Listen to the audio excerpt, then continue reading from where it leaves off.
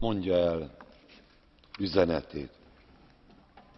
Je vous en prie, faites passer votre message. Oui, je voulais juste faire une remarque à mon collègue Saïd Kamal, puisqu'il est un des négociateurs de ce texte, et qu'il sait très bien, sinon il n'a qu'à le lire, que l'argument qu'il avance comme quoi les CDS sont utilisés comme proxy hedging et donc il ne faut pas les interdire parce que si c'est du proxy hedging, à ce moment-là, ils ne sont pas non couverts, c'est dans le texte. Donc si vous pouviez changer d'argument ou alors lire le texte, ce serait sympathique parce que sinon on débat pour rien. Voilà.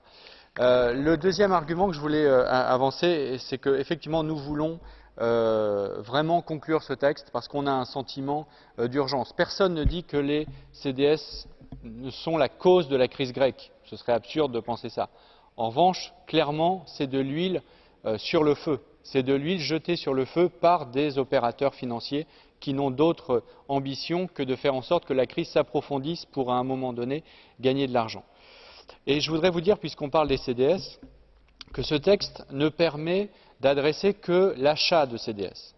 Et que les CDS posent un autre problème, qui a d'ailleurs, pour le coup, je crois, été un peu soulevé par Saïd Kamal, qui est le fait que des opérateurs qui vendent les CDS, par exemple les banques américaines puis les hedge funds, sont censés apporter une assurance contre le risque de défaut à des banques comme la BNP, Deutsche Bank, Barclays.